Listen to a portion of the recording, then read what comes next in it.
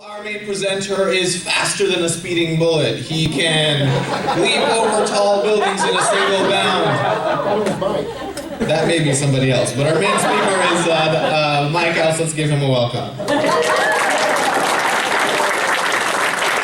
Good to see you all. Happy New Year. I just wanted to share a few things. Actually, it's kind of stuff I've shared with several of you in other venues, and I decided, there's enough material here. I wanted to bring it together and share with the whole gang, so that's what we're going to do today.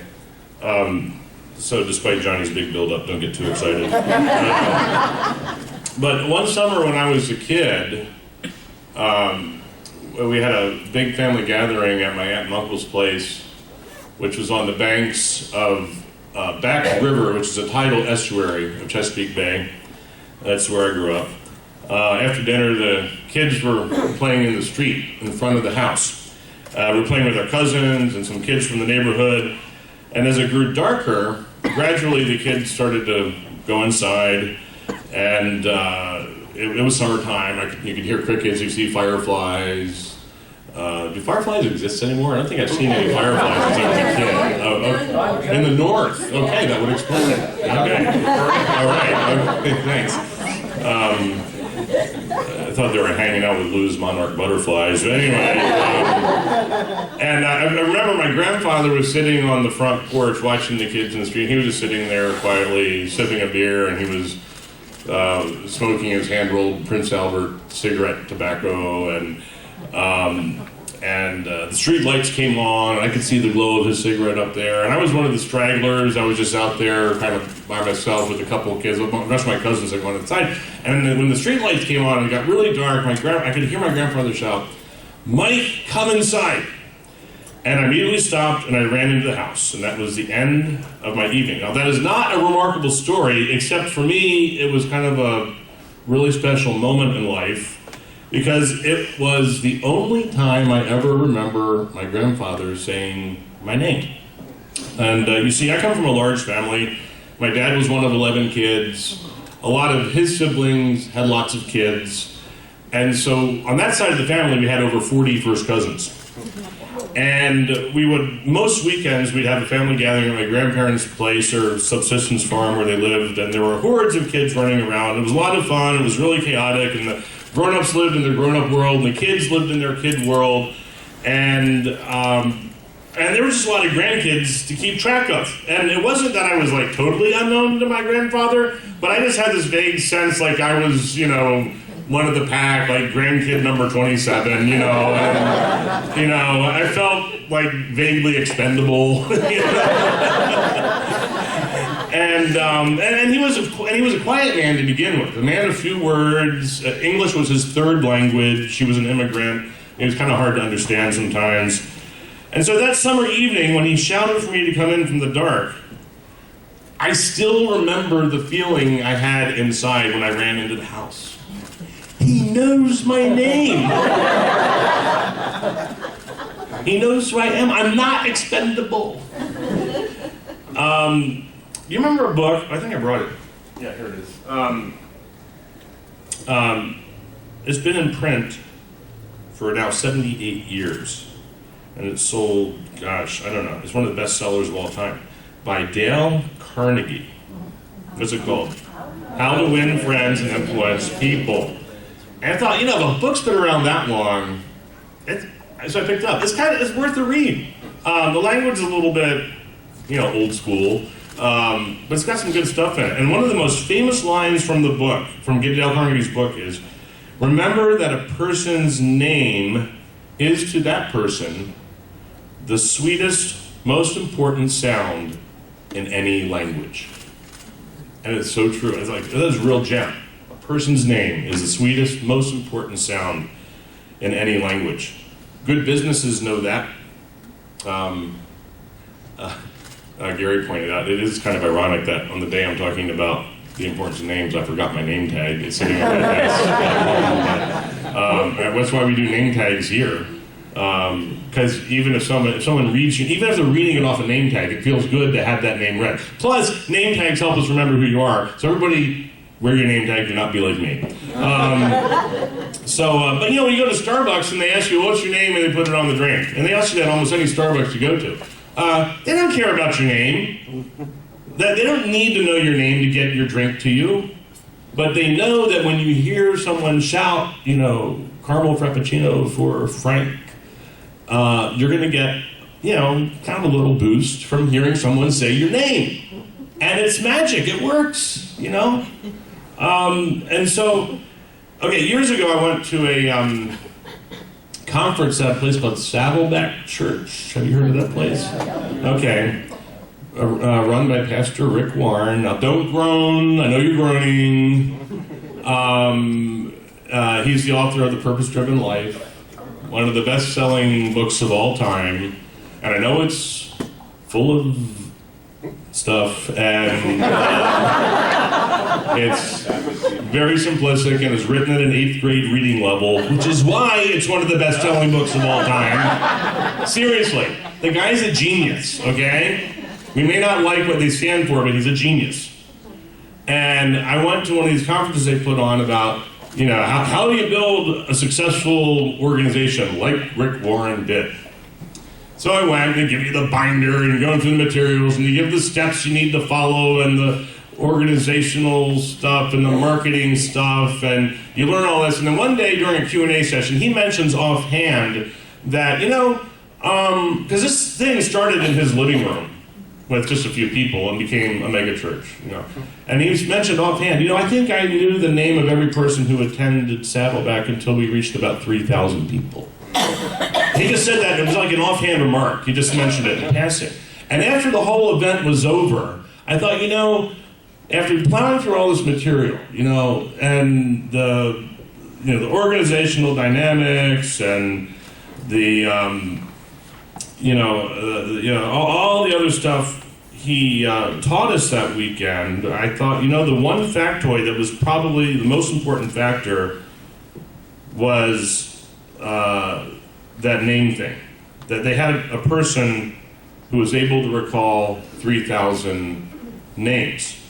Because, you know, it doesn't matter, you know, all the organizational stuff, all the corporate planning stuff, while important, probably wasn't the thing that made the difference. Because you can do all that, but if you don't have someone who can remember 3,000 names, you're not going to get to that level. Okay, many months ago, I mentioned something we're going to revisit. This is just too important, and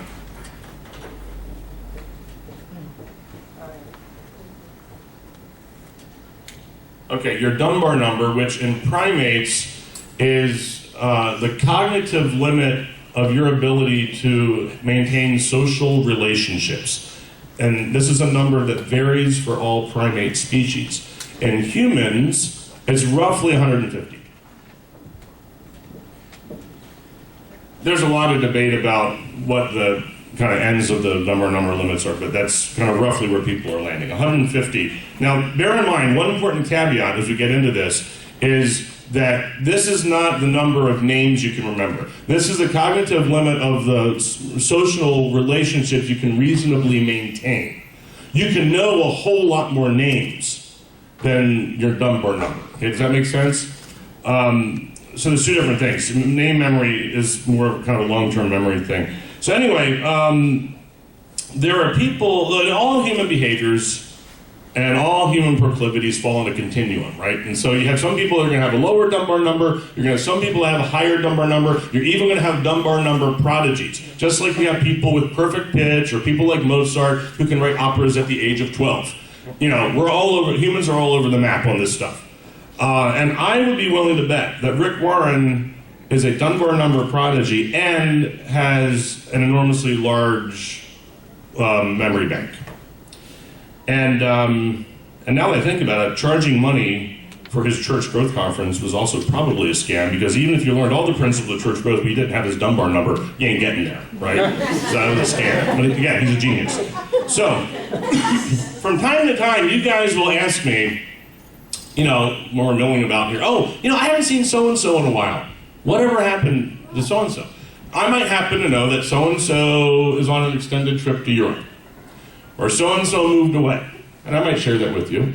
Or I might know that so-and-so is in rehab. And I'm not going to share that with you, okay?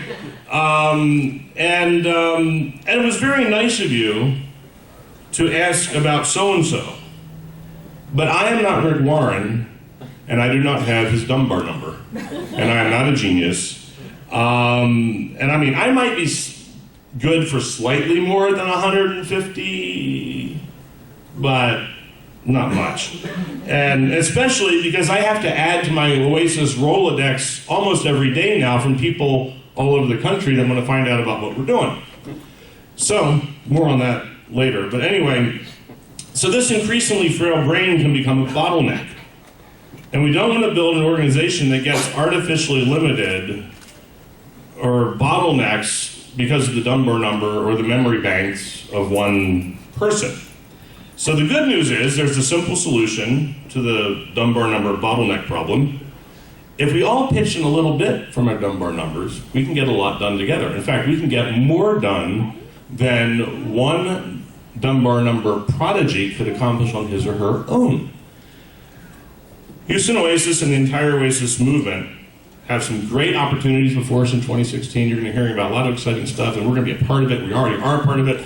And I was thinking as we start this new year, like, what's the one simple thing that all of us could do that could have, like, the biggest impact? Like, you think of the 80-20 rule. What's our 20% thing that could have 80% impact or something like that? I thought, this one thing, it's going to be a great year. And I thought the one thing that could make it even greater, that could really strengthen our community, and it's one thing that you could do in your daily life that will change your personal life, too, is become a rigorous learner of names.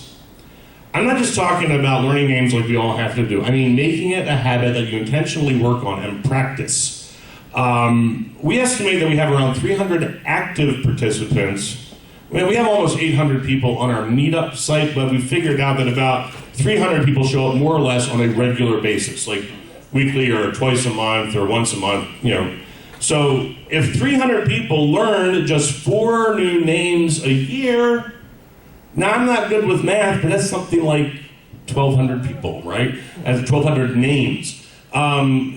We can all do the heavy lifting together just by pitching in a little bit. And so remember, the goal here, we're not trying to form one big happy family. We're not trying to build a place where everybody knows everybody. This ain't Cheers, okay? Because if you want to be Cheers, you're going to stay as small as Cheers. But we are trying to build an atmosphere, an environment that's conducive to people creating relationships so that everybody knows somebody and everybody is known by somebody. So we can expand our ability to help relationships and friendships form here. And this isn't just an Oasis thing. I mean, it doesn't make a difference if you become a rigorous name learner in your daily life, paying attention to the people around you who are helping you and taking the time, because, there's no better way to make someone feel, to validate them, to make people feel. That's another thing Dale Carnegie talks about. Everybody wants to feel important. If you know my name, I am important to you at some level. Learn the names of people around you, and they'll have a way of sticking around in your life. It's kind of crazy. Several years ago, I learned one of the names of my Starbucks barista. And she's here today. Hey. I'm not going to embarrass her. And she learned my name. And we remember each other's names. And you see, it pays off to kind of let people into your life. And learning names can make all the difference. People often say, well, but I'm not good with names. Okay. I've heard that phrase perhaps more times than any other phrase in the human language. Well, I'm horrible with names. I'm not good with names. Okay. First of all, if you think that you're not good with names, you may have a neurological problem. We have to cross that out first. I'm not really joking, okay? We have to exclude medical conditions and stuff like that. But assuming you don't have a brain tumor, it's really not that true that you're not good at names. It's something we can practice and all get better at just with a little bit of effort. And you just practice these things and then it becomes a habit of your life. So all I'm going to do right now is share with you a few tricks that I have used over the years that have worked for me. Some of these you probably heard, and later on in our discussion I'd like to hear some of your thoughts too. But this is just a little effort. And then if you just keep applying these things, it becomes automatic and you don't have to think about doing it. So, first thing I like to do is when I meet somebody, say the name of the person you met. If you don't say it immediately, chances are you're not going to remember it. So if I meet, Matthew, we're with our community moment speaker, I say, he says, "Hi, I'm Matthew," and I will say, "Always nice to meet you, Matthew." Say that name again. And then try to say it again in the midst of your brief conversation with Matthew. And it'll help. If you use it too much, it gets weird. So don't do that. Okay? So say the name. Next, if there is any question at all about how the name should be spelled, ask the person to spell the name. And this is especially useful today because there are so many variant spellings of even common names today. So it's an opportunity to engage somebody in conversation. And people like to talk about their names. So you can say, "Oh, your name's John." Well, today that could be Jon, that could be John, that could be Jahn. You could be a Johnny, which looks like Janie, But so you ask people, and in the process of getting them to spell the name, and then you spell it, it hammers it home a little bit. Let's see, next one. Oh, okay. Here's one I do a lot. If you're in a social situation, like the coffee break here, and I'm chatting with you, and I can't remember your name. Okay, but we're chit-chatting, and I'm thinking, crap, I can't remember her name. So what I will often do is invite, like, "Hey, Tim, I have someone I'd like you to meet." And I'll bring Tim over, and Tim will come over and say, "Hi, I'm Tim," and she'll say, "Hi, I'm Austin."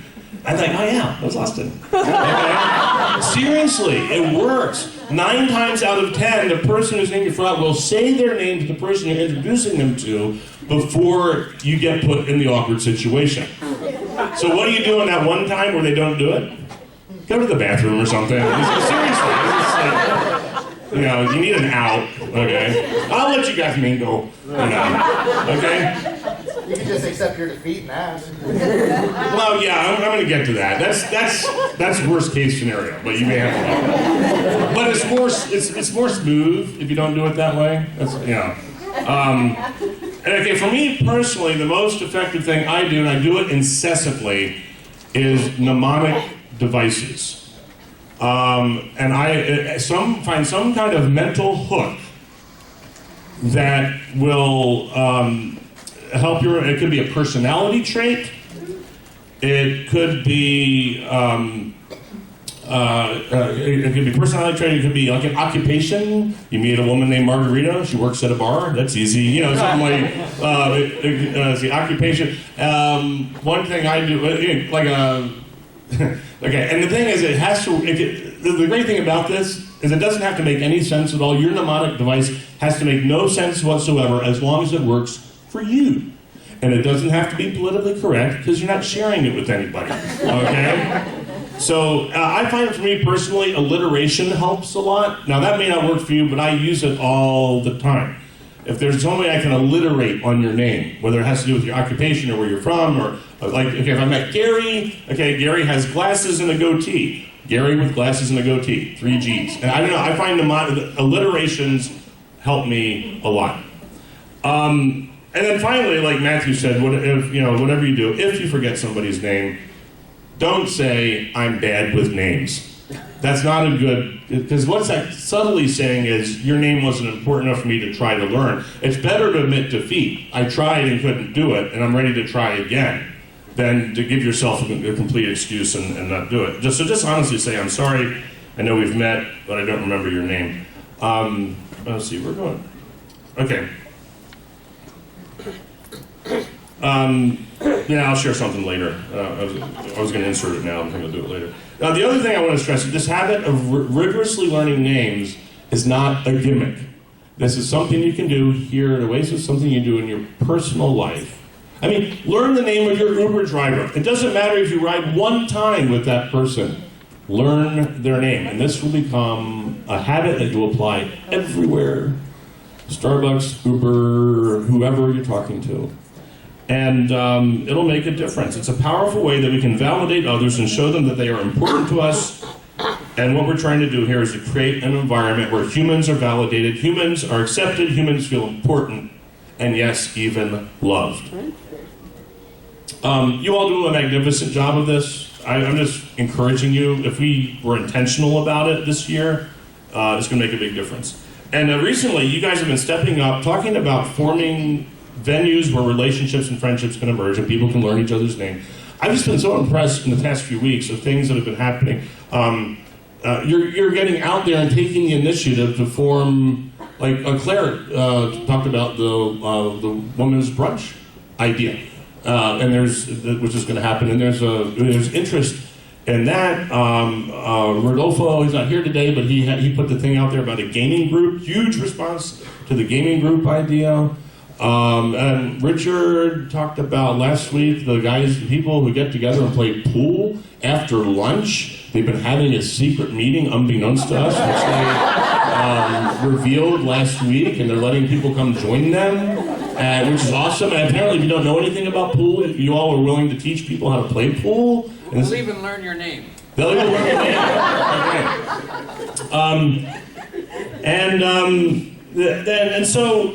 then we have the Northwest Men's Lunch, which now has become so important to many of us, like we wouldn't miss it. It happens at, that's on the other side of the board.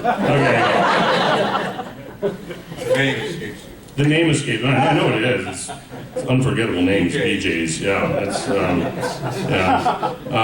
and so this, but anyway, it's an event many of us look forward to every week now. Now, although the men's lunch, we got a little flack because the men's lunch sounds exclusive, but if you read the event description on the Facebook page recently, it says, for men and anybody who identifies as male and anybody who's even spoken to a male. So, we keep waiting for a woman to crash the party, and it hasn't happened yet, and we're kind of bummed. So we're just saying, okay? We're not being exclusive.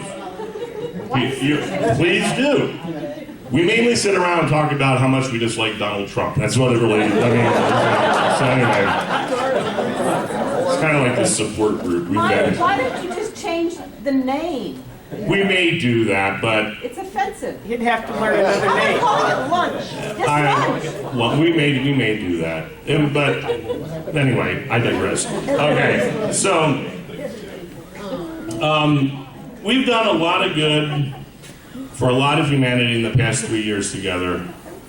But I think maybe the best thing that we've done is we've created a place where friendships and connections can happen. And you look out across this room, and none of this existed just a little over 3 years ago. And now we have all these amazing people in our lives. This is priceless. This is priceless, the friendships we've developed. And one of the things I'm most proud of, and I heard people say this, people come up to me and have said this, I have made more friends here in the past 2 years than I've made in my entire adult life. Some people have said, I have made friends here who are going to be friends for the rest of my life. The absolute best name for a religious group that I have ever heard is the Quakers. But actually, it's not the Quakers, because that's a nickname. The real name for the Quakers is the Society of Friends. Best name ever. I love that.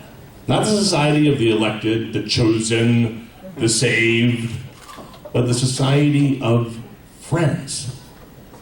Well, that's taken, so we had to settle for Oasis. But it's something we can strive to be. We can strive to be a society of friends. Friends with each other, friends with humanity, friends with the world. And really, I think that's how the world changes, one friendship at a time. Thanks for letting me chat with you.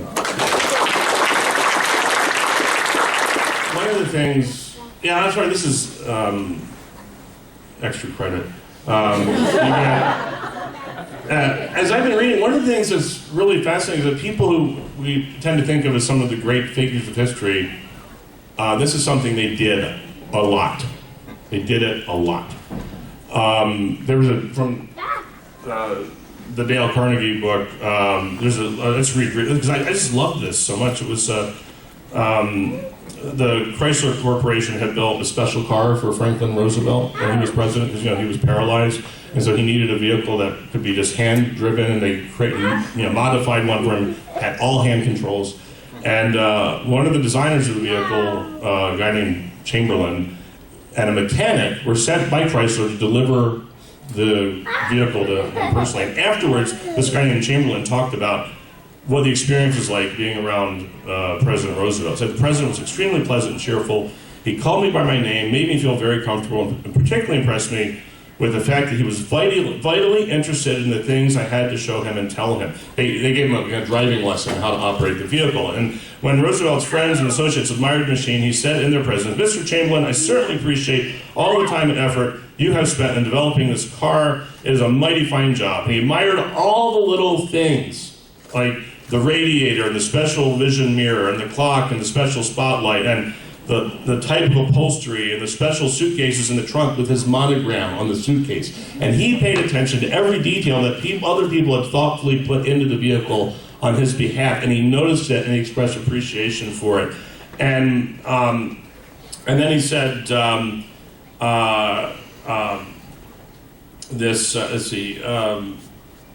he said, then after spending time with these people, and he said, well, Mr. Chamberlain, I've been keeping the Federal Reserve Board waiting for 30 minutes. I guess I better get back to work.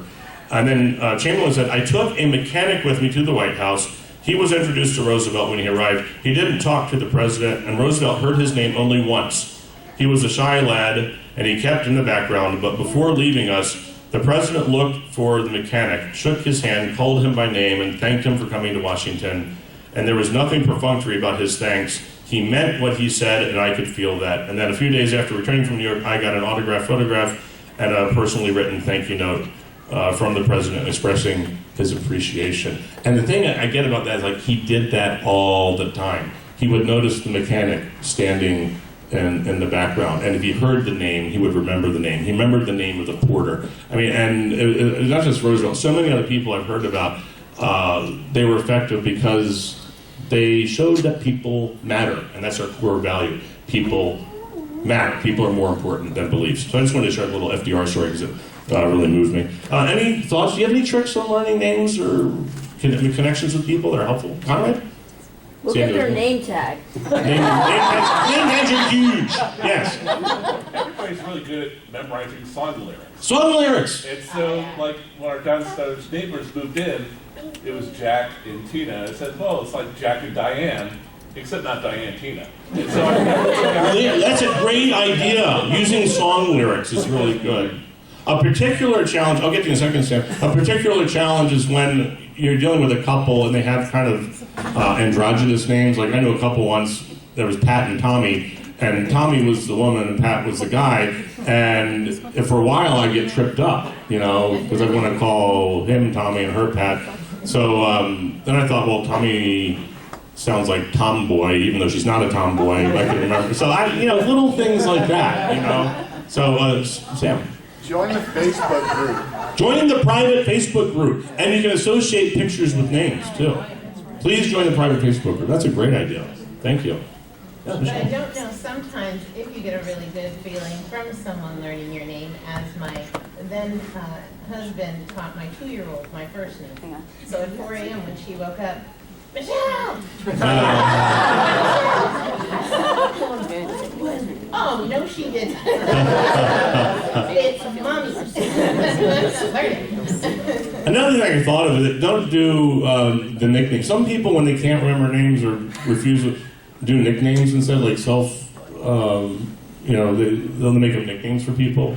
Like, apparently, I know several people who worked up in the state capitol for a while, and apparently W did that all the time. He was notorious for, wouldn't call people by the names, but call them, like, Sport or Stretch or whatever. And Or yeah, call your closest advisor Turd Blossom. That should have been a clue. Okay, enough said. All right, I'm going to turn it over to our MC, and we got a few more things before we head out.